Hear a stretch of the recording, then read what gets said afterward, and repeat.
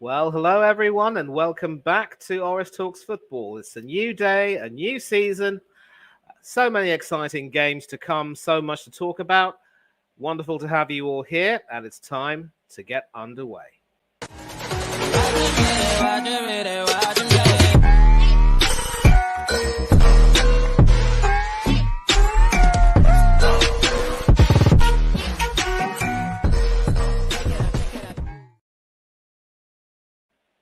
Yes, people, live and coming to you from my room for a change. I am the one who's hosting tonight.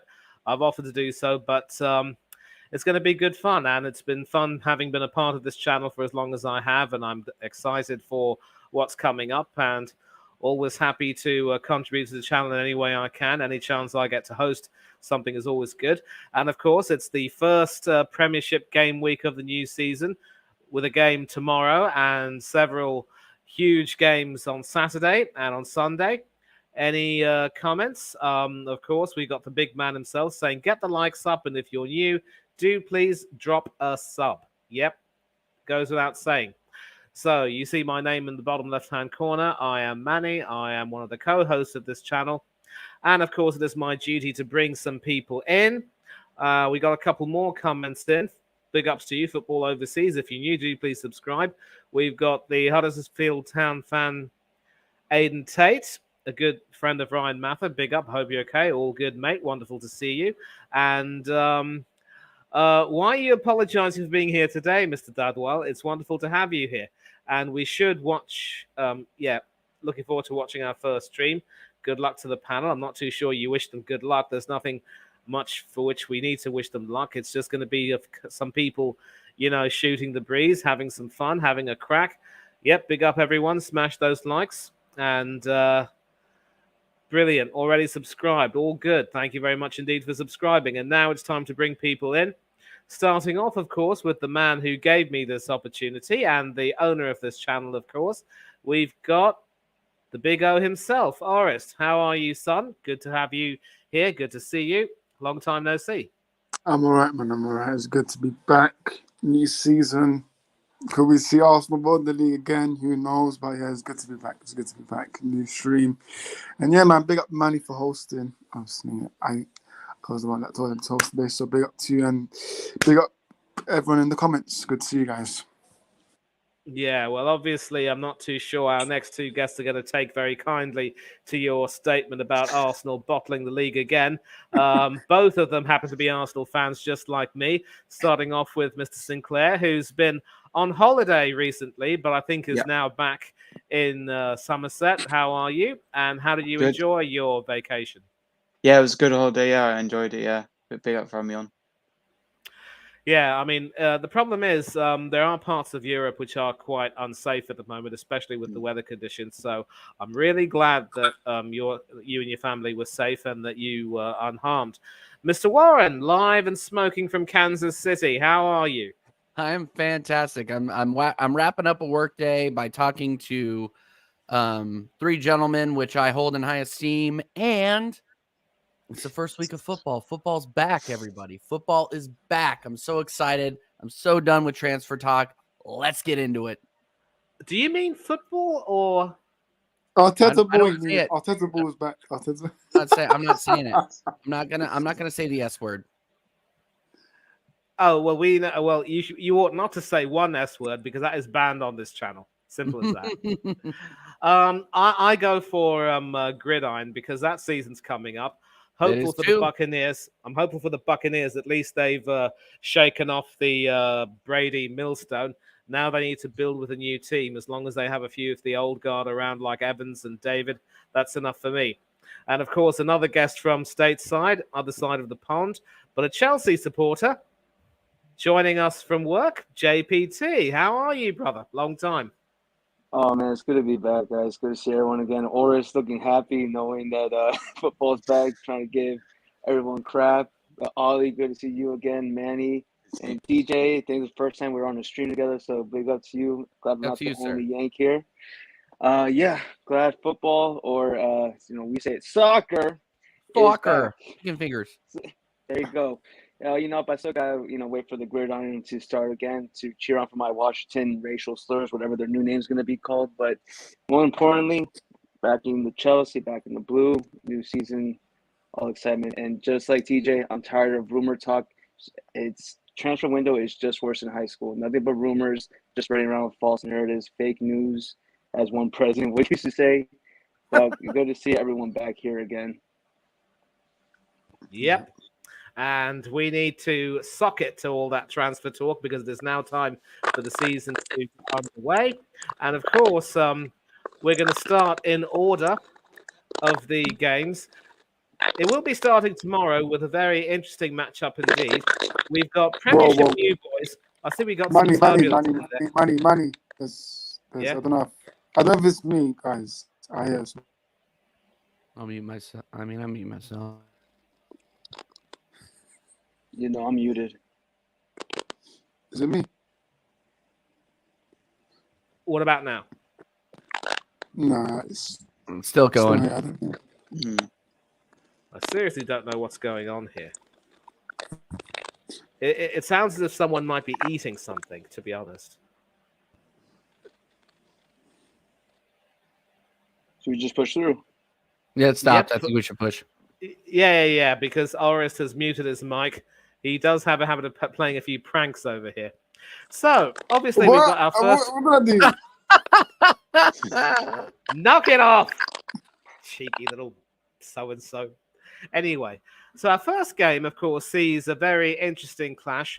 Premiership new boys Burnley, coached by the former Manchester City captain Vincent Kompany, are entertaining his former side as they take the trip all the way from the swanky city of Manchester Stadium all the way to the very humble Kenilworth Road. I mean, not Kenilworth Road, Turf Moor, where Burnley will be playing. So it's definitely not Luton Town as of yet, but it's still an interesting clash indeed.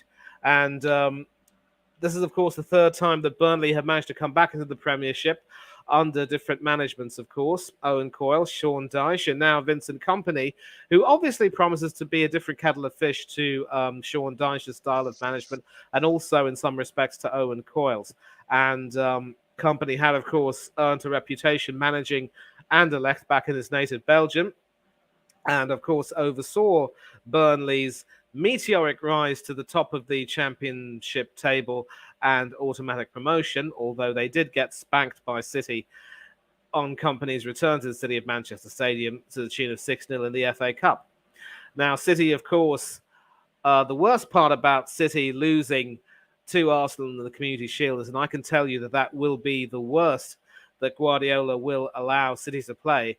So Burnley probably should be wary of, the wounded citizens, as it were.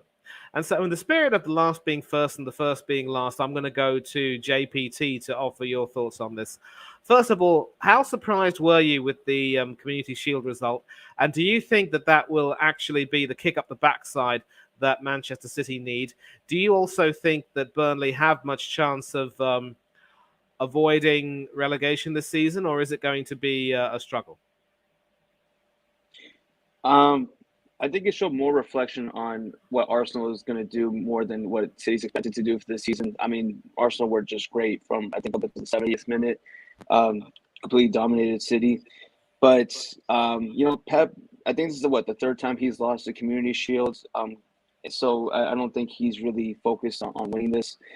Still, a loss is a loss. He doesn't like to lose. So I think he's going to bring out all guns blazing to make up to shut down the naysayers against Burnley. And yes, it's going to be in the cost of Vincent Kompany's Premier League season debut as a manager. And yeah, it's not going to be a pretty sight. And even if it's at the Turf Moor, but I don't think Burnley are going to be relegated. I don't think that. I think they have enough to just survive compared to the likes of I'll say Bournemouth or even the other two promoted sides. So it's kind of hard to judge off Burnley just off of, coming to play against the treble-winning Manchester City. So I don't think it's going to be that bad of what we're going to expect from Burnley for the rest of the season. But, oof, what a tough first half for Vincent Kompany. Oh, well. Welcome back to City. Yep, it is what it is. Of course, it's not quite a welcome back because City are coming to Turf Moor. I'm pretty certain that when Company takes his team to the City of Manchester Stadium, there'll be another huge welcome. Although the longer he keeps Burnley in the Premiership, the fewer the times that'll actually happen. TJ, coming over to you. Obviously, as an Arsenal fan, you would have been delighted with the win, but not very happy with Arsenal's performance for the most part and how we won it. And as I said, beware the wounded citizens. This could very well be the kick up the backside they need. And I could see them, maintaining some sharp focus and really making sure they stamp their mark on this Premier League. And sadly, it will be against their former captain, which is probably the main consensus. There is an interesting comment here from one of our co-hosts, Hardeep, who said it could be a difficult test for City because Company's Burnley side are quite expansive and aggressive in and out of transitions, but it still won't be enough to avoid defeat, and Guardiola's side should win 3-1. So no clean sheet for Edison Moraes, but still it will be a convincing enough win, even if they might have to be made to work for it. What is your view on the game? Man, I should have just read Hardeep's comment word for word. That was exactly what my prediction was going to be. I think Vincent Kompany's team is going to come in here, and I think they're going to surprise. I think a lot of people aren't giving Burnley a fair shake. I think they're going to finish in the top 10, and that might be a crazy take, but I think that they are going to come into the Prem and do some damage. There are a lot of teams in the Prem too that are looking really, really shaky, and we'll get to them. But I think Vincent Kompany has these guys running very, very, very, very hot, and the way that he plays, I think, is going to surprise a lot of the lower league or the lower end of the table teams. The Wolves is, and excuse me, the Wolves is obviously you got the Luton Towns, the Sheffields, the Crystal Palaces, who I believe are not going to be doing much damage this season. I think Burnley's going to surprise, and I think they're going to be doing a lot of big things this season. But it's not going to start this weekend. I think they're going to lose 3-1 to Man City. Man City are going to have a point to prove. They're going to be going for their fourth Premier League trophy in a row, and I don't think they're going to be slowing down. So that's my take on it. Yep, couldn't agree with you more, to be honest. I mean, I actually do think that Burnley will stay up themselves, and you may have a point when you say that Burnley aren't being given a fair due. I mean, I actually think that a large number of fans, myself included, have predicted that Burnley will stay up. I mean, I actually believe that the type of football that Burnley plays could very well be exciting, because I did say in the introduction that he will be a different kettle of fish to Sean Dyche. But Ollie, I think one reason why people are not willing to give Burnley that much credit is because they do remember how Burnley got spanked by City in the FA Cup to the tune of 6-0. And of course, there might have been plenty of changes to that Burnley side since, with a few players coming in. And Burnley's style of football, it will be interesting to see how well they will be able to play, because you can't go too defensive. Otherwise, City will find a way to break you down and probably win by a goal. But if you try to be expansive, depending on the formation they play, they're still going to come at you. So what do you think of both teams, and what is your prediction for this game? Yeah, for me, I'm going to go with I think it's going to be 3-0 City. I don't see Burnley scoring, even though, they're at home. I don't really know much about Burnley, to be honest, the way they've been playing recently. I know obviously Vince Kompany's their manager, and they might struggle a bit because I think they've got rid of Wout Weghorst, so I'm not really sure who their striker is now. But yeah, I think City will easily win this game. Obviously, they want to bounce back after the Community Shield. I did watch the game. I think Arsenal played okay. I'm a bit worried about Haaland because he was a bit quiet in that game. So whether he comes to life in this game, maybe scores. But yeah, I think it will be a clean sheet for Man City. I think Burnley will probably stay up. I probably predict them to finish like maybe 16th, 17th, 16th, just stay up. Maybe so. I know some people have predicted them to stay higher, but I don't really see a team who's just come up to the Premier League finishing 12th, 13th, or whatever. So I think they'll just stay up. They might get relegated. You never know, because obviously new team, and they're maybe not used to the Premier League. But yeah, I'm going to go with the 3-0 City in this game. I'm probably going to sort of take a consensus with Hardeep and TJ and go for a 3-1 myself. But we've got Aiden Tate here predicting a 2-1 win for Burnley. Well, Ooh. stranger things have happened, but I'm not going to be one of those people who will agree with that. And Sophia, a little bit more measured, saying yes, they'll be one of the dark horses for the season, but they should lose their first game and it'll be a little bit tighter. 2-1 to City. Now, of course, the action also continues with a midday or half past midday kickoff for Arsenal against Nottingham Forest. And of course, all eyes are going to be on this Arsenal team, who, of course, come into the season with many people predicting that they will, improve on their second place finish last season. I'm not one of them who's predicting that. I just want to see them start the season as best they can and then try and go further.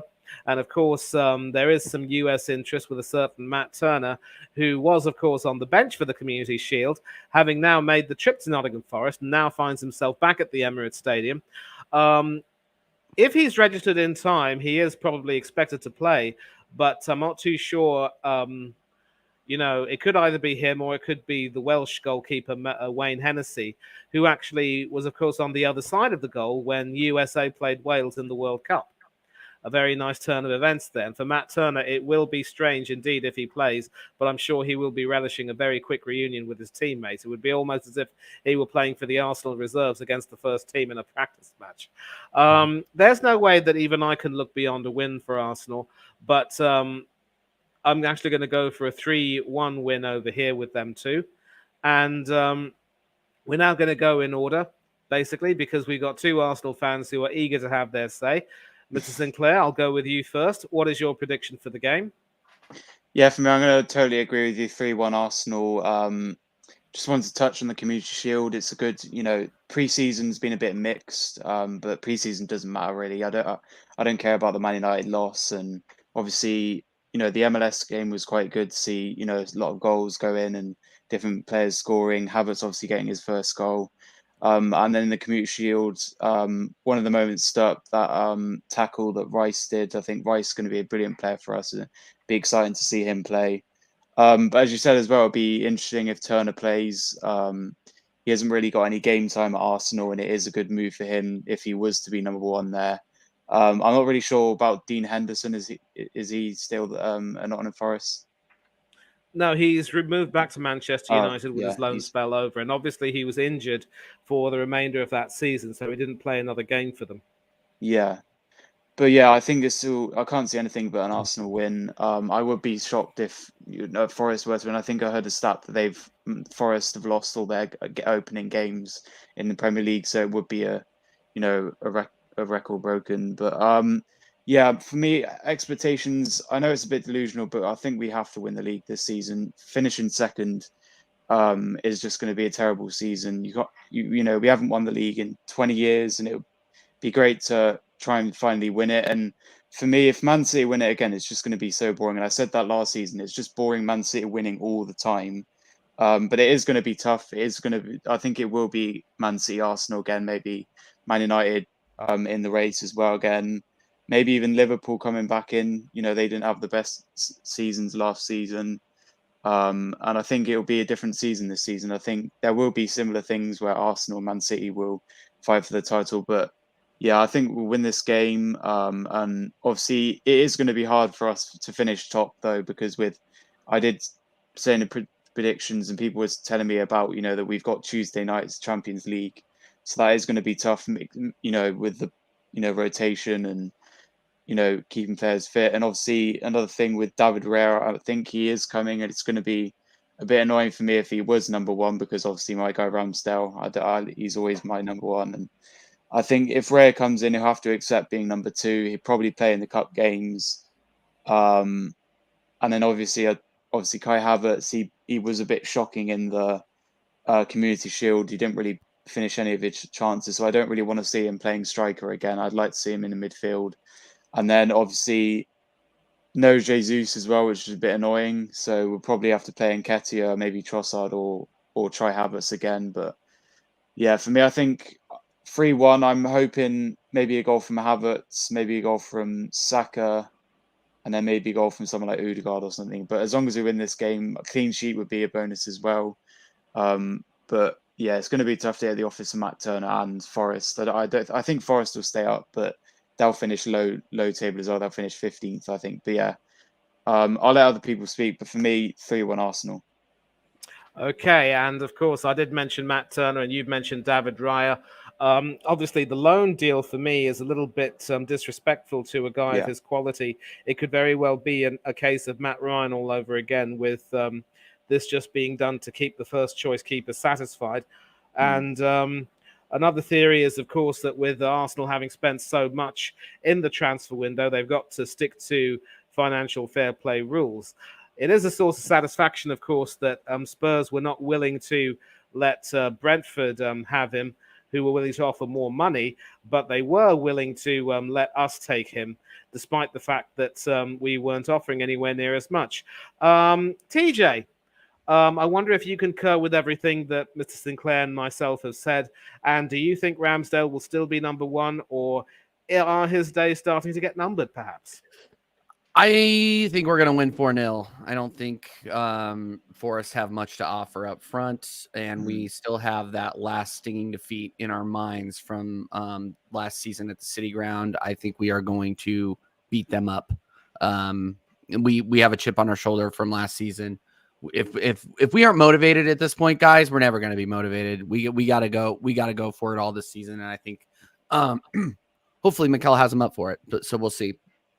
From the David Raya situation, I think that it was I'm not a big Edwin guy.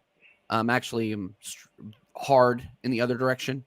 But I think Edu did a very, very good job on how he structured this deal. We are essentially not having to pay for a top 3 Premier League goalkeeper until we are positive that we want to buy him. That's what this is. So if Ramsdale doesn't work out or he falls off for one reason or the other, we have David Raya in the backup. We paid the rest of we paid 27 million to get him through the door, and we have a good backup, to try out for throughout this season. I really don't think that we could go wrong with this buy or with this loan to buy. I do think that Ramsdale is the number one. I don't see David Raya coming in and replacing him anytime soon. But what I do see is a comfort to a team where, Matt Turner might not have inspired a lot of confidence with people. Obviously, we shipped him over to Forest, and for his sake, I hope he doesn't start. But we shipped him over to the Forest because obviously there was a lack of confidence there from the top brass at Arsenal. So best of luck to Matt Turner, but David Raya is a quality goalkeeper who can start in Prem games, in UCL games, and in early and late FA Cup games or Carabao Cup matches. So I'm gassed about it. I think it's great business. I don't think, like I said earlier, I don't think he's going to come in and take Ramsdale's spot. There's been a lot of talk about, oh man, well, this doesn't inspire a lot of confidence. What is this going to do to Ramsdale's confidence? It sounds like he's ready for the fight. So, hopefully the rest of the team can adopt that same mentality, and we can see a string of wins to start out the season. But yeah, I'm going 4-0 on this one. We are going to chase these guys out of the Emirates. Yeah, well, I think we've got another guy, Aidan Tate, obviously, the Huddersfield fan, saying that he despises Forest with a passion and hopes that they will get relegated so that revenge will be on the cards. Of course, lest people forget, it was a season before, I believe, 2022, rather, actually, that Forest beat Huddersfield Town in the playoff to qualify for the Premiership. I'm sorry, but I do have to refresh people's memories. And Craig Malloy not being too confident of Arsenal having a good start to the season. We do have some pretty easy games to start, but then we've got home games against United and Tottenham coming up, among others. And we may never have that season where we win 9 out of our 10 games. Well begun may have been half done last season, but the way we finished was absolutely awful. JPT, a more neutral standpoint, what do you think is going to happen in this game? And do you think Turner will end up, showing Arsenal what they've missed and making people realise that they made a horrible mistake in buying him and not playing him? I won't say it's a mistake. I think this move was mutually beneficial. I mean, to get I think it was 10 mil that you sold him for to Forest, which he desperately needed some game time. So he's going to further develop his game. And who knows, maybe you guys can get him back later when he's full, like in the future when he's got more game time, more regular playing time. But to get David Raya for 3 mil on loan to possibly buy for an extra 27 mil, I think it's a great deal. I mean, like as you said, like even though I'm a Chelsea fan, I go into these games or predictions like non-biased, and I would agree with TJ that I don't think Adu is the right guy to be a part of Arsenal, to especially handle these negotiations because he has fumbled some big deals. But this was brilliant because it does provide a safety net and it does provide competition for Ramsdale, which I think he gets a lot of slack for being on fraud watch or fraud alert, whatever. I think he's still a good goalkeeper. Probably can be top 5 for this season. But this should be an easy win for Arsenal, and I think they're going to have that chip on their shoulder, being that I think this was the match from last season, which pretty much, or that's guaranteed or solidified City's three-peat. So they're going to come to the Emirates, shaking up. I think it's going to be a 3-1 win. Maybe Tybo gets a goal past Ramsdale. But yeah, it's I won't say that this. I mean, for the Arsenal fans, I think they need to not like what was shown, the starting off 9 out of 10 wins. You can't go into using last season as a benchmark or expectations. Go into the season one game at a time. That was working for you guys until the late season stumble, given also Saliba's injury. And I think who else was injured on the left back side? I think it was Zinchenko. But now the defense looks so much more prepared for this season. The midfield has upgraded.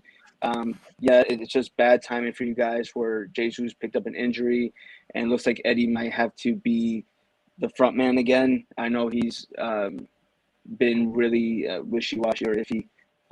He, if anything, needs to be on fraud alert.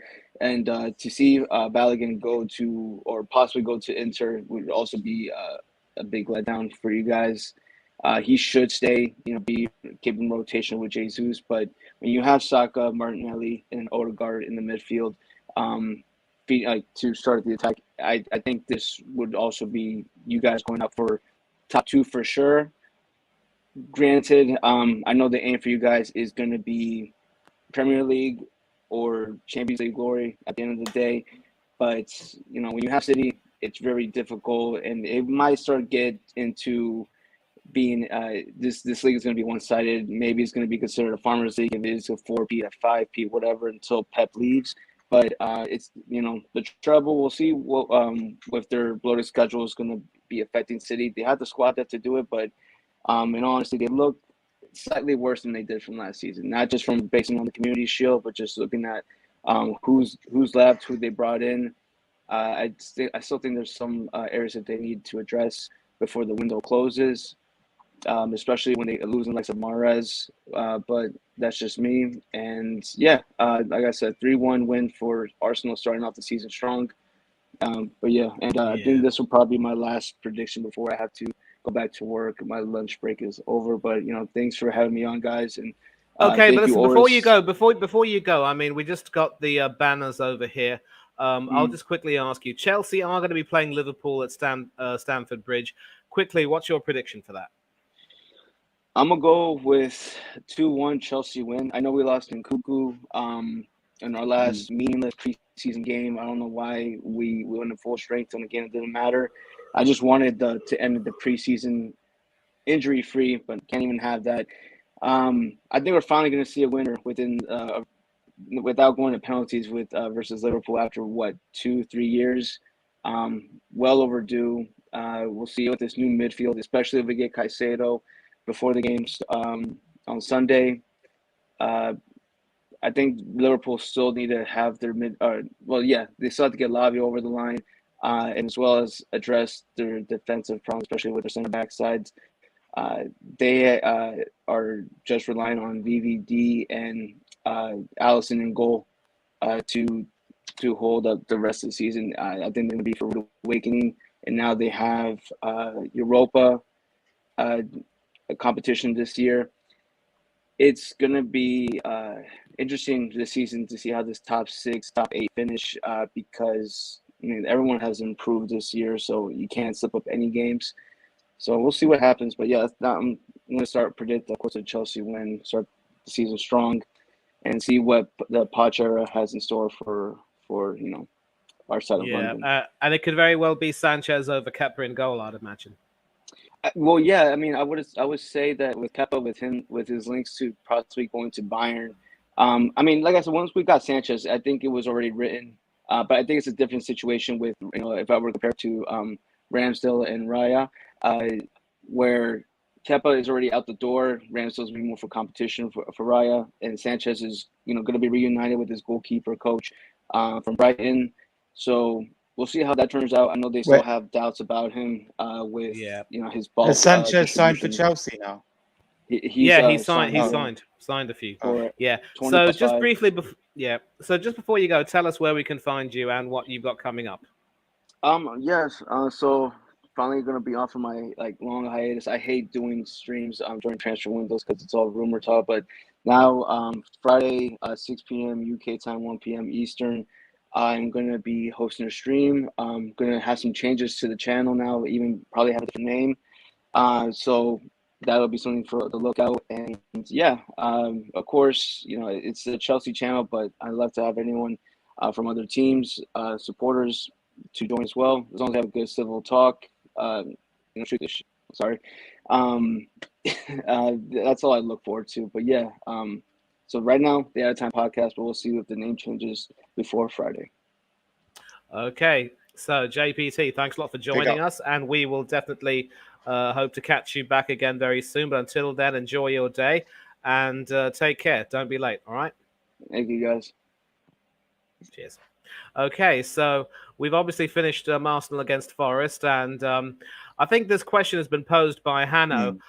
In case Partey does go to the AFCON or get injured, all we should do is probably put Zinchenko in as a defensive midfielder. If I never see Mohamed El Neni in that position ever again, it will be too soon. And he really needs to, just collect his money and walk away. I think if Partey is injured, it'll probably be Odegaard, Havertz, and Jorginho, maybe, or as you said, maybe put Zinchenko in midfield. Jorginho would also be a good one. I can't believe I forgot about him. Okay. A lot of people are forgetting about him. Yeah, he's fine. Yeah, he's not our first choice. He doesn't have the stamina that he doesn't have the stamina that Partey has, but he's the best choice to bring off the bench. Now for Bournemouth against West Ham. And Rice. Don't forget Rice as well. Yeah, Rice is, of course, a guaranteed starter. It would normally be Rice and Partey in that 4-2-3-1. Now, for Bournemouth against West Ham, we're just going to get some predictions from you guys. I don't want to talk too much about this because obviously, we don't really have any real interest from anyone in the chat or out on the panel. Obviously, Bournemouth have their new manager, Iraola, after getting rid of Gary O'Neill. West Ham, of course, fresh from winning the Conference League, have started the season with a little bit of uncertainty, but they've made a few purchases. I don't know if their bubble will burst, but there's always going to be a part of me that thinks that David Moyes should have walked away a winner. But it is what it is. So, quick predictions. Do you believe that West Ham might continue to blow bubbles, or will the Cherries pop it? For me, it has to come up Cherries for me. I'm going for a 2-1 win and Iraola to kick off Bournemouth's new era with some positive football that was promised. Ollie, what's your prediction for this one? Yeah, I'm going to be a bit different. I don't think the bubble's going to be burst. I think West Ham are going to win 2-1. Look, I know it's a bit thing. I know West Ham have lost Declan Rice, but I still think they've got quality in the team. They got Jared Bowen, Fabianski in goal if he starts. Kufal, I can see good players in there, and I know it's away, of course. I do get what you mean. Bournemouth should be winning this game at home, starting our campaign off well. But I just want to be a bit different. I'm going to go. I think Bournemouth will score because they're home and they've got decent attackers that's good enough for them to score. But yeah, I think West Ham will win this game, but I don't think West Ham will do well this season with the departure of Rice and not the best manager and not very good squad depth. I don't see them thriving in the league. They're not going to get relegated, but they're not going to get mid-table any higher than that. So I think they'll probably finish about 14th, maybe at best. Lowest probably about 16th, but they'll definitely stay up. I would be surprised if they do go down. And then obviously Bournemouth as well. I think Bournemouth will go quite high up in this table, possibly mid-table. I don't see them getting any European spots. Obviously, I think RS made this point. I think it's top 5 now for the Champions League spots. So it's going to be interesting for the European spots now. Whether I think it's top 5, 6th, and 7th is Europa League and Conference League. Because they're doing the league table thing with the Champions League, I think. 2-2, yeah, I think some people have predicted 2-2 in the game. It could be a draw, it's hard to split the sides, but whether to see who's going to win, and I haven't really predicted any draws, but yeah, for me, 2-1 West Ham. Yeah, 2-1, okay, Yeah. and let's try and keep it to a minimum here. TJ, what about you? What do you think will be the result between the Cherries and the Hammers? 2-2 draw. Not much separating them. If anything, maybe Bournemouth will nick one just because they're at home, but I don't see much difference between the two. Keeping it short and sweet. Yeah. Okay. Thanks a lot, very much indeed. And hopefully it will be short and sweet with this little one. The romantic story of this Premiership season is, of course, Little Luton Town, who beat Coventry on penalties in the Championship playoff to secure their spot. And they go all the way from their humble surroundings of Kenilworth Road all the way to the Amex Stadium to take on the mighty Brighton and Hove Albion, who, of course, will be in the Europa League this season and who've made some purchases, including the former Liverpool and England midfielder James Milner. Now, again, I really can't look beyond a Brighton win over here, especially even with some of the outgoings that Brighton have had. I think even with Sanchez gone, Jason Steele does look like a more than decent replacement. They probably might need to have another goalkeeper coming in. But again, I can't look beyond the Brighton win over here, and this will be a perfect way to tune themselves up for the European season they've got up ahead. TJ, what do you think will happen? I'm going for should be a straightforward 3-0 win. I can't see Luton scoring for Toffee. What about you? I want to say 3-1 just to give Luton a little something to cheer about, but I agree with you. 3-0. We're reading from the same playbook. Okay, Mr. Sinclair, what about you? Yeah, I'm going to keep it short and sweet. I'm going to agree with you, Manny. 3-0 Brighton. I don't see Luton scoring at all, and they're obviously not going to have any home games till September because of the stadium situation. Yeah, short and sweet, 3-0 Brighton. Just don't see Luton doing well in this league. They're going to finish 20th. And Brighton, they'll probably finish mid-table. Yeah, but again, be wary of these small grounds. You know, at the FA Cup, traditionally, we'll see a lot of big teams travel to smaller grounds and end up struggling. But of course, we've got some big predictions: 5-1 for Brighton. Yeah. And Craig Malloy agreeing with TJ and me, definitely a 3-0. And I said 3-0 as well. Yeah. So sorry, I'm there. Now, Everton against Fulham. This is obviously going to be a season. A pivotal season. It could very well be Everton's last season in the Premiership, given all of the dreadful unrest that's been going on. The celebrations that they had when they just avoided relegation last season could give way to desolation this season, because they haven't had any activity in the transfer market apart from getting Danjuma and Ashley Young. And I really don't see them doing well this season under Sean Dyche. Another relegation season beckons. And of course, one of their biggest problems is that the Toffees simply couldn't score for Toffee. It had to be said. And Calvert-Lewin getting injured obviously didn't really help, but still, it was just a dreadful season. I think fans were glad to see that get over, but I just don't have any hope for them. They're up against a Fulham team that might be in a little bit of flux right now, given the uncertainty surrounding Marco Silva and maybe a few players also being courted by Saudi Arabia. I still think Fulham should be able to win this one, but it could very well end up being tight because Everton at Goodison Park will want to try and give a good account of themselves. But they should be no match for a Fulham team that did well last season, only to lose steam near the end. So for me, it's 2-1 to the Cottagers. Ollie, what's your prediction? I totally agree with you as well. Then I agree with Arsenal since 1987 as well. I agree with a lot of his predictions. I think a good obvious thing in this matchup is that obviously Mitrovic is. I think he's gone for Fulham now. He's a big part of them, scoring goals. He's almost like the Haaland for Fulham, always scoring goals, winning them games. And the same for Everton, Dominic Calvert-Lewin isn't really up to his best. I'm not really sure. I think he's gone now, or is he not at the club? We'll find out. We'll find out what yeah. happens. But just quickly, what's your prediction? 2-1? Yeah, I said 2-1 Fulham. Yeah, 2-1 Fulham. Okay, so we seem to be in agreement. TJ, are you willing to join the club? I'm still on the fence. I'm going 1-1. 1-1 draw. Ooh, what makes you be so confident? I mean, do you think Fulham are? I don't see Fulham. I don't see Fulham scoring. I don't understand where the goals are coming from either of these sides. That's why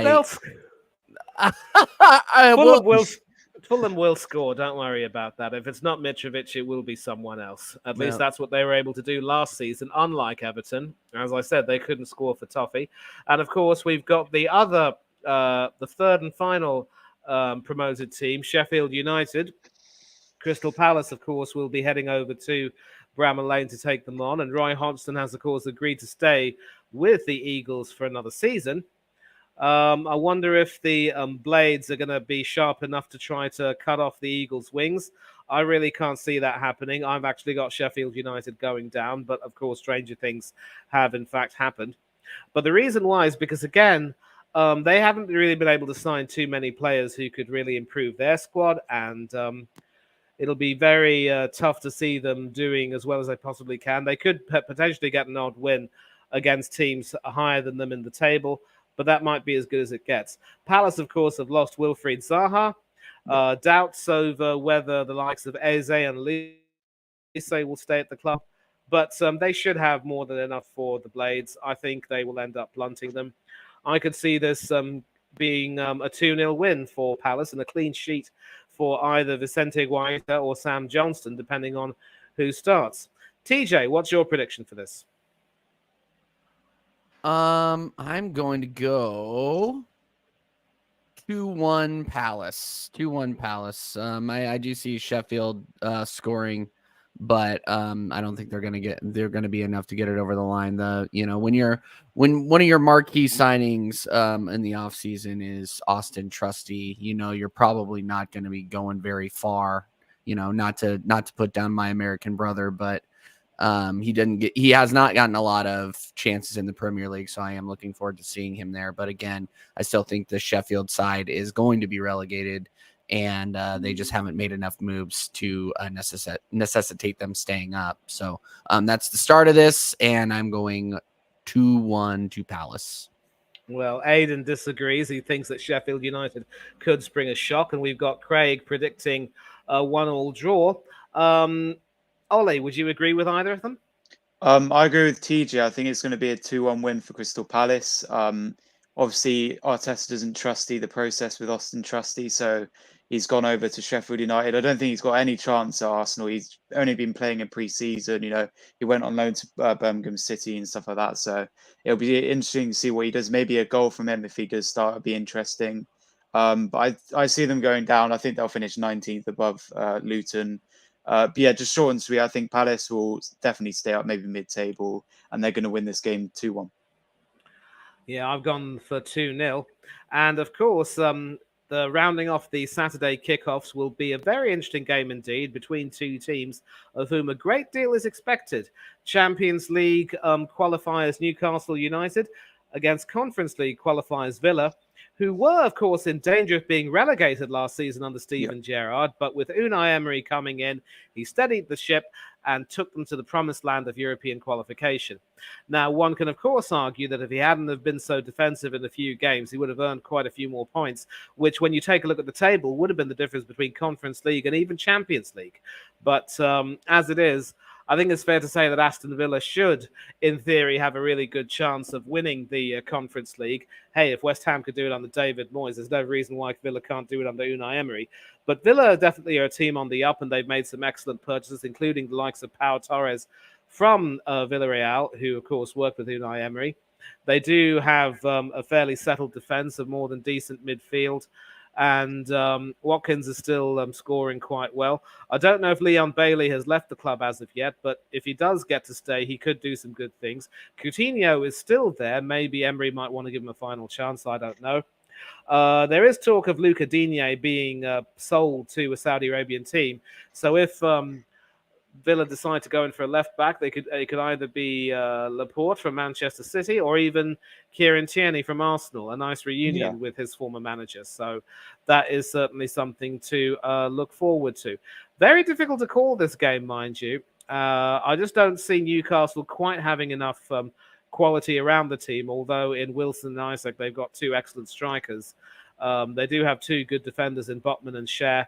And Trippier is fine quality, but Dan Burn and Matt Target at left back don't fill me with much confidence. And that midfield, of course, could very well be, picked apart by Aston Villa's diamond formation in the 4-4-2. But I'm actually going to go with a scoring draw, 2-2. No clean sheet either for Nick Pope or Emi Martinez. Ollie, do you share that prediction?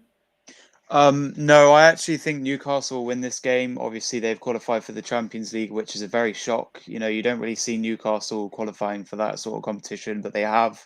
I do agree with a lot of the 2-2s. I do think it's hard to separate the sides. Aston Villa, obviously, we beat them 4-2, but they were winning that game 2-1 at one point, actually 1-0 as well. But I think Watkins will score. And then maybe Wilson will get 2 goals, or maybe Isaac, if he plays, will get a goal for Newcastle. But I see Newcastle having a good season again. I think they'll get sick, though. I think they'll drop off a bit because of the Champions League. And they made a bit of recruitment. And I do, obviously, Martinez, your keeper, won't keep a clean sheet. The same with Pope as well. I don't see them both keeping a clean sheet, unless it's 0-0. But I don't see that happening. And the thing you said about Kieran Tierney as well, a lot of people in their keep, loan, sell in the pre-season have been saying that they want to sell Tierney. So whether he wants to go somewhere, the team who needs a left back like Newcastle, I don't think Aston Villa need a left back because they've got Luca Digne. No, but they might be selling Digne. That's they might be selling. Yeah, they might be selling Digne, so they might need Tierney. But for me, if we do get rid of Tierney, it will be a big loss for us. But the thing is, Arteta doesn't trust him. He doesn't play him. He plays Tom Yasu there. He plays Timber there. He plays Zinchenko there, but Zinchenko's injured. So, yeah, I'd like to see Tierney go. I'd love to see him stay, but as long as you get some money for him. But yeah, 2-1 Newcastle. Yeah, he deserves first-team football, and he could go to either one of these clubs. TJ, what's your prediction for this one? I think that it will be... This is close. 3-2 Newcastle. I'm going 3-2 Newcastle. By virtue of St. James Park. I think it'll be higher scoring than people give it credit for. I'm a big fan of why is it slipping my tongue right now? Swedish striker for Newcastle. I'm Isak. Yeah, sorry. Yeah. Isak, I think he was an absolute baller towards the end of last season. And if he carries over that form, I think we're going to see a lot more attack out of Newcastle than we did for the majority of last season, and they still finished third. So Villa will still is still a dark horse for me. I think they're going to be doing a lot of damage. I think they finish in the European spots and do some damage in the Conference League too this season. But this game, Newcastle, I think is just too strong all over the pitch. So I'm going 3-2 Newcastle. Well, I am going for a 2-2 draw, and Craig agrees with me. And there is a small part of me that actually hopes that Aston Villa might actually sneak a winner, because you just never know with the Newcastle team. As I said, They prefer the 4-3-3 formation. It could very well be picked apart by the diamond midfield, that is Aston Villa's. So we'll take a look at that. And so with the Saturday and Friday kickoffs done, we are going to move into the Sunday kickoffs. A very tasty looking clash over here with David Raya's former team coming up against a Tottenham team that could very well lose their star striker. And just like Germany's finest, it looks as though Bayern Munich have rocked Spurs and their fans like a hurricane. If you're not a rock fan, Thank TJ, you. Thank wouldn't... you. Hurricane, that's Scorpions, not Rush. Yeah, but I said Germany's finest, so Scorpions. Oh, okay. They are German. All right. There you go. No, sorry. I thought you were making a different reference. Go ahead. Yeah, listen. Do not ever doubt Rush. my... I thought you said Rush, and I'm like, what? You twisted my brain up. I'm sorry. I said, yeah, listen, don't ever doubt my research when it comes to these little jokes and puns. I never come at you with this stuff without doing my research. All right. So, clearly Spurs have been rocked like a hurricane. And it's still up in the air, though, whether Kane will stay or go. If he decides that he wants to stay at Spurs, then that could very well be the end of the matter, because he might consider individual accolades at Spurs more important than potentially earning winners' medals for himself. I mean, of course, to be fair, he does have a Champions League runner-up medal, which isn't small potatoes, but it is not a winners' medal by any means. And of course, this Brentford team has seen... they've lost David Raya, so they have a new goalkeeper in Mark Flecken, who will be, of course, battling out with the former Lazio keeper, Thomas Strakosha.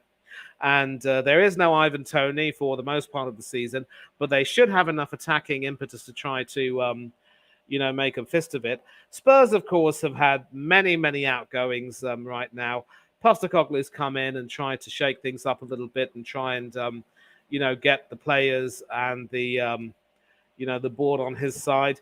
And this could be a really interesting game.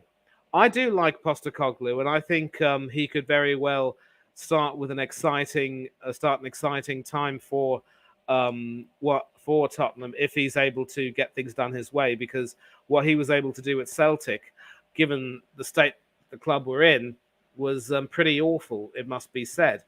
We've got plenty of people joining in the chat, and we've got Del Boy. What's the crack? What's the bleeding story? How are you doing? And all that other stuff. Big up to you. And I know that you just hosted the preview stream with several fine guests, including Niall from the Upper Tier Podcast and a close friend of mine, Eugene from Eugene Spurs Asia TV. Big up to everyone else on the panel. Early Doors Football TV was there, and also John Sinclair, the Newcastle fan. We will, of course, be doing a call-in show tomorrow. I want to say Saturday afternoon after the Forest game. You will catch me there. Good to have you joining us. And obviously, we've got an early prediction here with Brentford beating Spurs 2-0, but I'm not going to be so pessimistic because with having signed James Maddison, I think Spurs now have a fairly potent midfield weapon who could certainly try and unlock that Brentford midfield. Brentford do look normally a strong team in the midfield and attack, but I just think that Spurs will be very eager to impress Postecoglou, and as long as you've got Heung-min Son and Harry Kane in your team, at least for now, you cannot simply write off Spurs. In fact, I'm actually going to go ahead and say that Brentford might struggle without Ivan Toney, and also without Raya. I'm not too sure how the team will click in the back. I see Spurs actually pipping Brentford to the tune of 2-1. Aidan will disagree with me, obviously, but the panel is what matters at this particular point in time. Not that the chat doesn't matter, but I'm speaking to the panel right now. Mr. Warren, do you hold out any hope for our deadliest rivals? This is such a weird one just because of all the different storylines that are going on. You got Brentford, who just lost David Raya. They still don't have Ivan Toney. So where are their goals going to be coming from? I think that's a big question. And Spurs have been looking very airy in the back. They're if you've watched their game so far, they're very vulnerable to the counter, especially when they played Barcelona, and West Ham's B team. Ange Ball looks very, very aggressive, but they are, as a result, very, very susceptible to counterattacks that their backline is definitely not ready for. So, but still, Brighton, man. Sorry, I'm trying to work this out in my head. I'll do 2-2 draw. 2-2 draw. I still don't think Tottenham have have what it takes. If Kane is still here, they'll win 3-2. But yeah, I don't see where the goals are coming from in any great number from either of these clubs. Now, we've got a few people in the chat predicting a 2-1 win for the Bees, so the Bees should end up stinging the old cockerel. Ollie, what do you think? You're mute. Hello. Sorry. Yeah, I've got to disagree with a few people there. I'm actually, a lot of Arsenal fans are going to hate me for this, but I'm going to go 1-0 Tottenham. The reason for this, obviously, Brentford are going to lose David Raya, their number one goalkeeper, to Arsenal. Ivan Toney's obviously banned because of the betting. So I don't see any goals or a clean sheet for them. The thing with Tottenham, obviously, Kane is linked with Bayern Munich, but I really don't see it happening. I think there's been like some sort of agreement, but I don't really believe it. I don't think he's going to go. I think he'll stay. Levy wants him to stay. The board probably wants to stay. The manager, so I think he'll stay and he'll snatch a goal, maybe him or Son if Kane leaves. But yeah, I'm going to be totally, anti-Arsenal. I'm obviously an Arsenal fan, but I'm predicting the Spurs winning this one.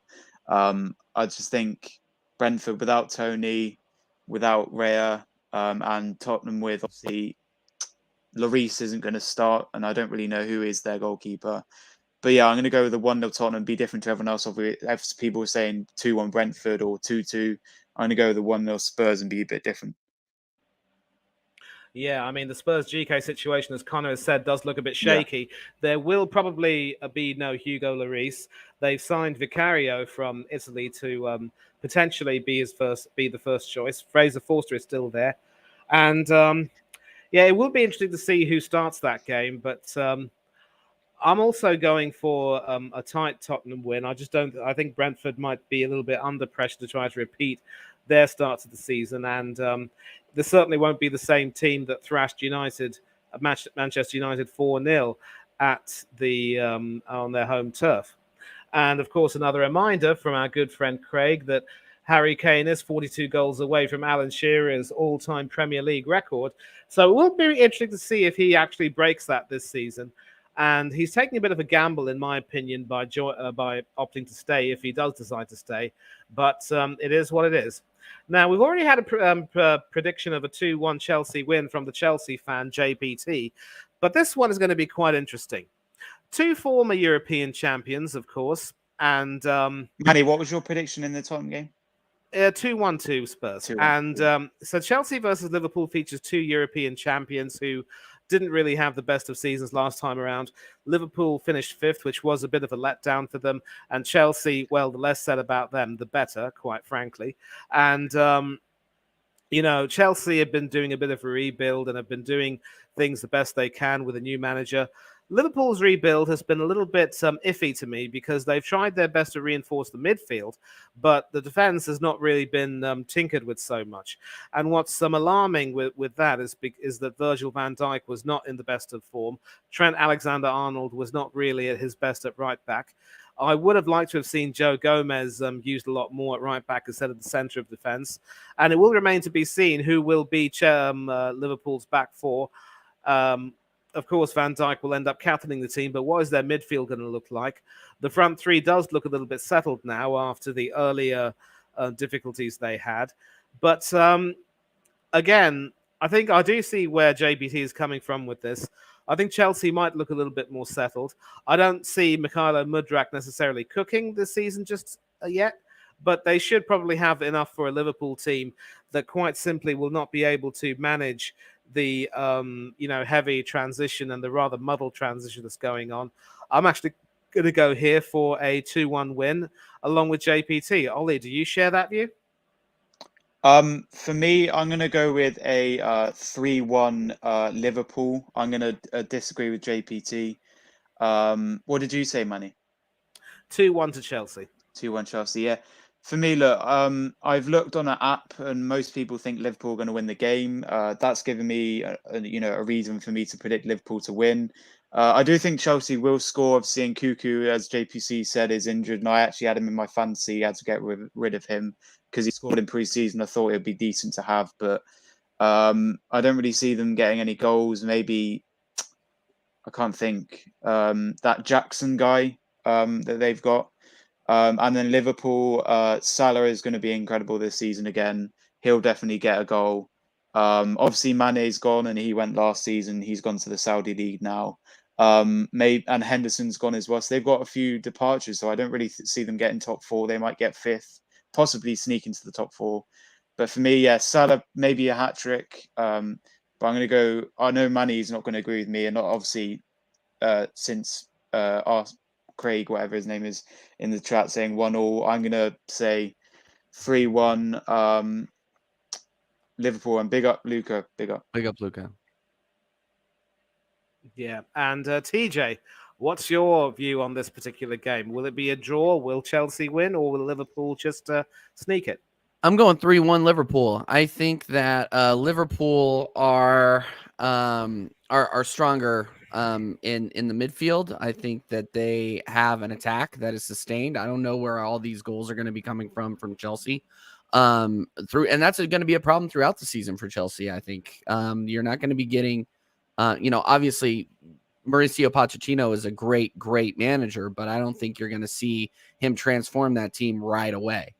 So, Liverpool, Klopp, masterclass, 3-1 away at Stamford Bridge.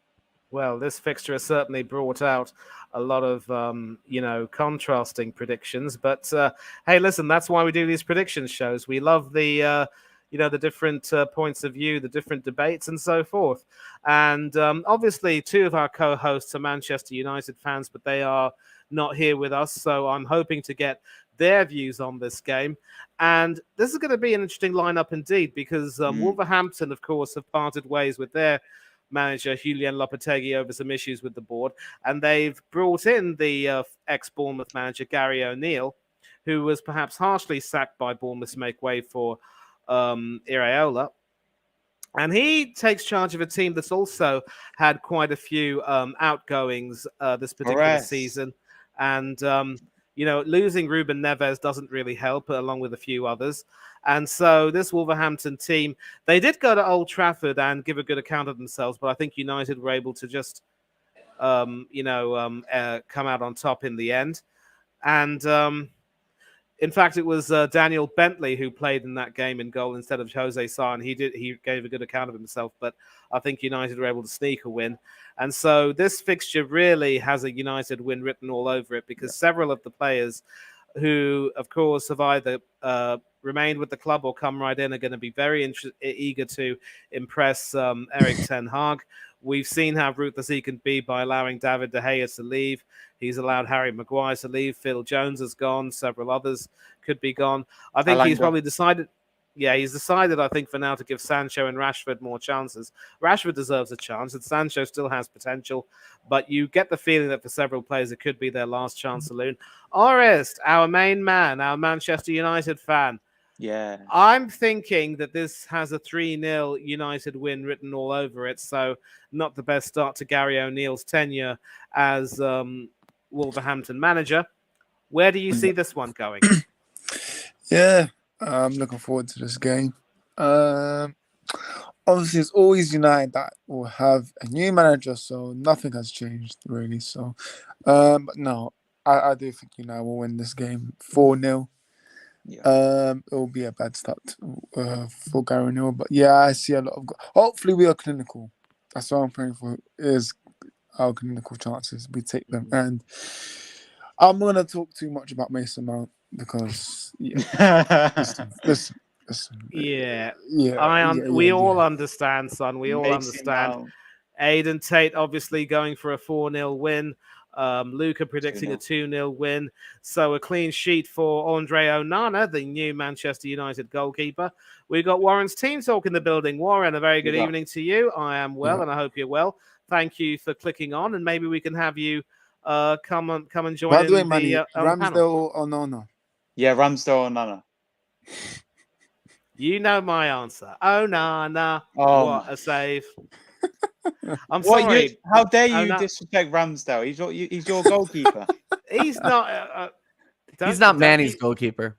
Yeah. Bro, he's an Arsenal goalkeeper. You support Arsenal. You should be respecting your keeper. You do not get to tell me who I should and should not respect. I support the team, not a player.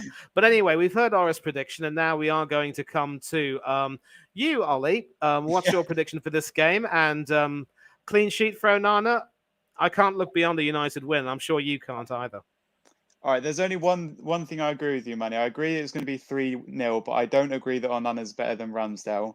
Onana hasn't been, he's not got any Premier League experience yet.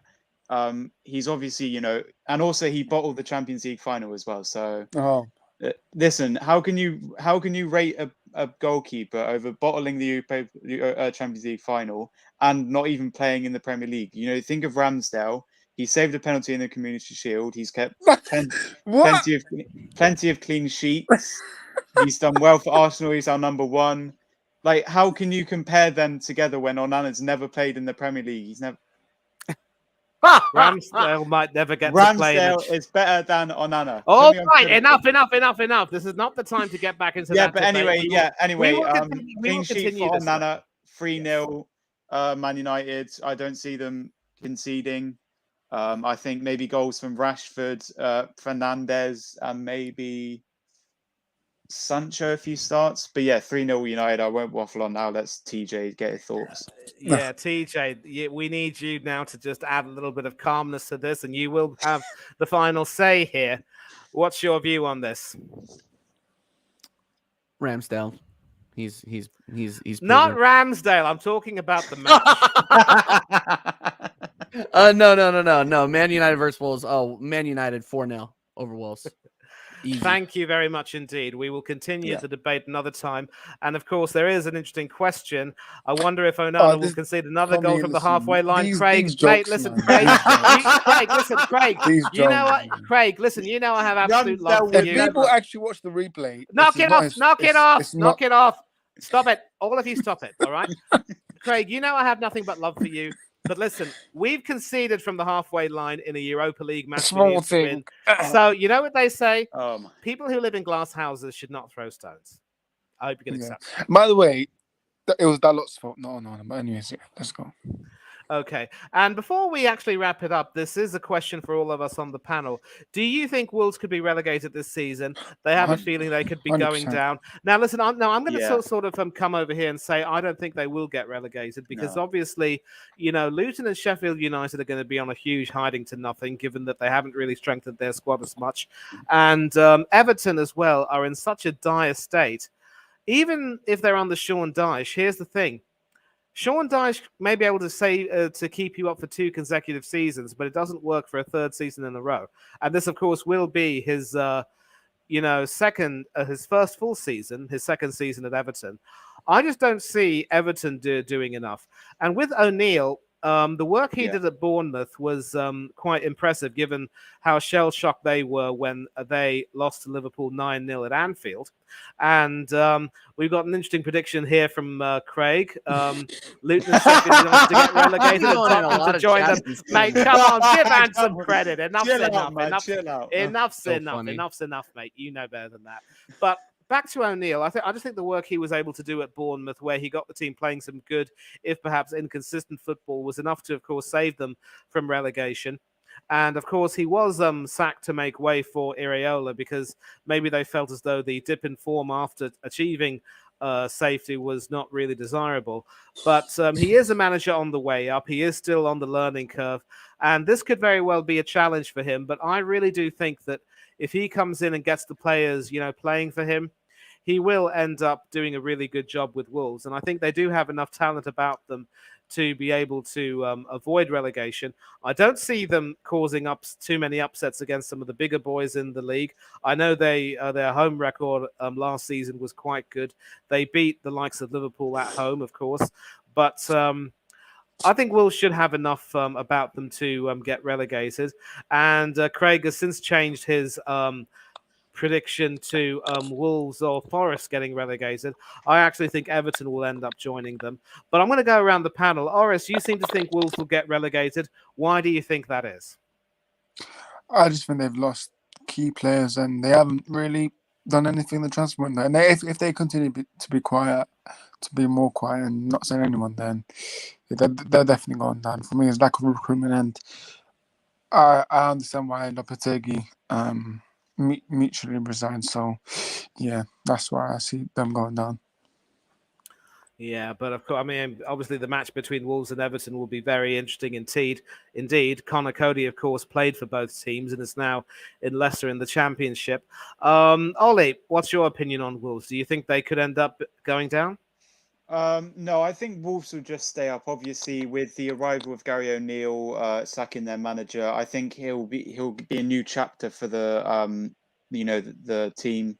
For me, I'd love to see Tottenham go down. I don't think they will. They'll probably finish on European spots, which I think he's joking in the comments. But yeah, I think it will He be changed it. Luton, Sheffield United. Oh yeah, he changed it. Luton, Sheffield United, and Everton, I think, will go down. And I think teams like West Ham, Burnley, Wolves, they'll just stay up in the table.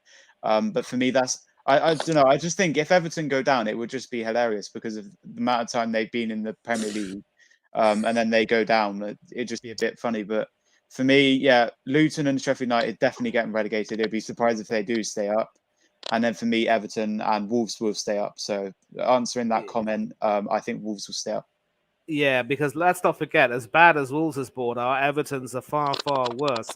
And there's nothing funny, Ollie, about teams going down just because they've stayed up for a long time. Because let's not forget, Luton, of course, were supposed to have been a part of the first Premiership season, but they ended up getting relegated, of course, in that 91-92 I wasn't season. saying it was And funny. missed out on that. I was just saying it would be a bit, different if they were to go down because they've been in the Premier League for so long. Yeah, but listen, I mean, it's not a laughing matter for teams to get relegated. And, even if Spurs were to get relegated, you wouldn't see me laugh at them because for some clubs, the money you get from being in the Premiership is pretty much, what can sustain the club or at least help it get run a little bit better in a way. TJ, don't think I've forgotten about you. I've not forgotten about you. I save my personal favorite for last. Sorry, Ollie, Orest, but... I'm just joking. I mean, I love all of you, but anytime TJ comes on, it's always a treat. No, what do you think? What do you think? Are the Wolves going to fight to stay up, or will they be slain and taken down? I am better. In fact, better at Orist. Better than Orist at FIFA, and that is how I measure things. Okay, no, I'm just kidding. I know Orist. Okay, I am running from you. All right, I will admit it. I don't want to get embarrassed again. No, but Man United, Wolves, Man United, Wolves is still up here. Will Wolves get relegated? I think, yeah, I think they will.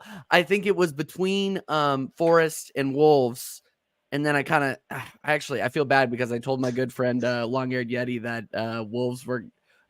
Forest were going to get relegated, and then I took a good look at Wolves. I'm like, they're in a worse spot. So I do think Wolves are in the danger zone for sure. If I were to say my three that were going to get relegated now would be Luton, Sheffield, and Wolves. So yeah, well, don't overlook Everton because I mean, if Tom Cruise has his way, they could very well be on the highway to the danger zone. Yeah, exactly. Kenny Loggins settings, absolutely. See, I got that one right. Yep, and you didn't laugh, so you are learning and improving. Well, let me just start by saying thanks a lot to everyone on the panel who's come on to help me with these predictions. It's been terrific having all of you on. It is, of course, the first Premiership game week of this season, and we are nervous and excited for this, quite obviously. No sign of the banners. Well, we don't need them anymore. But another reminder that... Actually, this is the first reminder. Of course, like the video, subscribe if you're new. And this video is proudly sponsored by Proper Things Kitchen. So make sure you guys check that out on social media and find out more about it. Thanks a lot to the company for sponsoring it. And of course, this is that time where we put the spotlight on people and ask them to shout out their socials and let us know where we can find them. Starting with Mr. Sinclair. Let us know where we can find you, what your channel is called, and what you've got coming up later. Yeah, so big up, of course, Manny for hosting a rest as well. And obviously, JP2 joined earlier, and TJ, of course, has been a great stream. You can find me on my YouTube channel, DJ Sinclairo, on the road to 1,100, or currently on 1,082. So, yeah, obviously, you can catch me here on a Rest Talks Football, Coach's Corner, a few other channels if they invite me on. And obviously, so future plans for my channel, I've actually just done the stream, Prem Predictions. That was my last stream about 2 weeks ago. But obviously, I took a week's break because I went to Turkey for a week, and I've just come back. I landed about 4 a.m. yesterday, or no, today actually. Today, 4 a.m. today. So being very tired at the moment. So going to catch up with some sleep tonight. But yeah, catch me on DJ Sinclair on YouTube. Stream will probably be Game Week 1 review because I don't really do previews. So review will be out soon. So yeah, keep an eye on that, and keep an eye out for videos as well. There might be a surprise video coming out. And also, if you want to catch me on Instagram, Ollie.Sinclair546, I've just done a new post about Turkey, so make sure you go like that. I do stories about music, about live gigs, about my posts and stuff. So go check out my stories and go like them.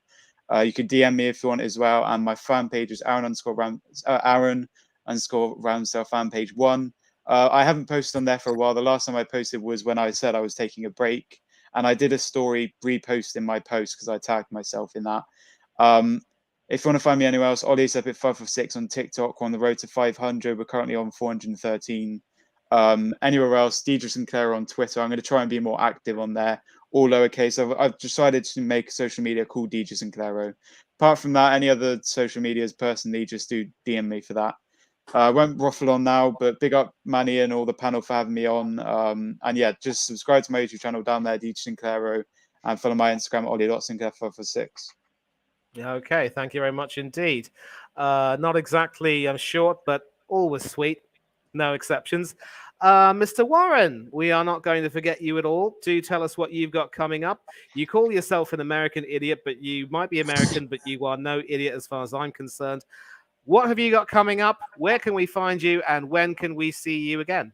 Yeah, go ahead and catch me tonight, midnight UK. I'll be on Sarcasm City TV with Flawless, talking about Arsenal and Man United. Tomorrow I will be on the Perchy TV to start our rivalries show, first episode of our rivalry show between obviously Spurs and Arsenal. And then, of course, the American Idiot Show tomorrow night. We got Brian Daigle, Jess Collins, and Strasburg Steve returns to the show. Of course, Manny, Del Boy, everybody on here. I got to get you back on that show sometime this season. I will be in touch about that. And then obviously Nottingham Forest post game Saturday morning here in the US. So just keep a lookout. Follow me on YouTube for all the latest TJ Warren TV. Thank you again for having me on, Manny and Oris. Big up, everybody. TJ, what time is the game in America, the Arsenal game? 6:30 a.m. In Saturday? Yes. Oh, Yeah. right. Yeah, because he lives in Kansas City, which is... So is it 5 hours behind? Yeah, it's where he lives. It's an hour Yeah. behind Eastern time, which is where you Right. find New York, Washington D.C., Florida, and all those places. And Eastern time is 5 hours behind Right. Okay. UK time. So it'll be 6:30 by that time. So you might And have then to get it'll up. finish at 6. around 8:30. Yeah. So Yeah. Ish. I Yeah. imagine TJ getting up very, very early, having a quick Yeah. shower and a quick breakfast. No trip to the pub, I'm afraid. They're not open that early. T-shirt. Yeah, no trip to the pub. No getting a drink, mate. You got the Arteta in at the back as well. The shirt. I used my Arteta in t-shirt as a towel. So Yeah. Good call. I mean, I can think of other uses for that, but I will not mention them here. And of course, the main man himself, the one who gave me this opportunity to host this rather, funny in a way stream, but I'm always grateful for the opportunity. He's, of course, the one who wrote me onto this channel, and I'm always grateful to him. Orest, the big O.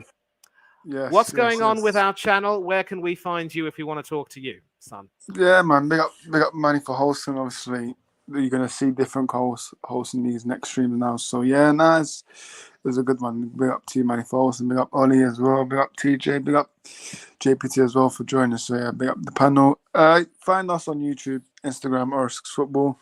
Next stream, I believe, is on Tuesday. I think Hardeep is hosting that one. So do keep an eye out. Keep the notifications on, subscribe if you haven't already. Big up this chat. Listen, I'm going to copy Manny's name. You make it what it is. So big up the chat. And yeah, man, Make sure you drop the like, go subscribe to Ollie's channel, go subscribe to TJ's one as well, get him to 500. And yeah, man, big up the panel, and we shall see you next time. All right, brilliant. Thank you very much indeed. And of course, big up to the chat. Aiden with some predictions. Huddersfield to beat Leicester 2-0. And Luton could end up staying up. 17th Manny, you're not place, gonna which is shout what he yourself? said. If I need to, I will. But yeah, listen, obviously I'm here in my capacity as host, so I won't really shout myself out. You can find me, of course, obviously on this channel and a few other channels on YouTube.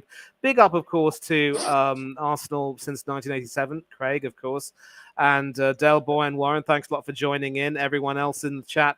Big up to JPT as well. Catch him on his channel, the Added Time Podcast. And all I can say is it's been a great deal of fun, and thanks a lot to all of you who contributed to it. Enjoy this upcoming weekend. Enjoy the football on offer. Don't do anything that the four of us and JPT wouldn't do. But for now, it's time for all of us to bid you adieu. Cheers, everyone.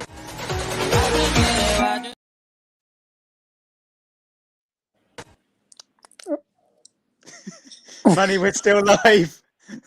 No, we're not. We're not.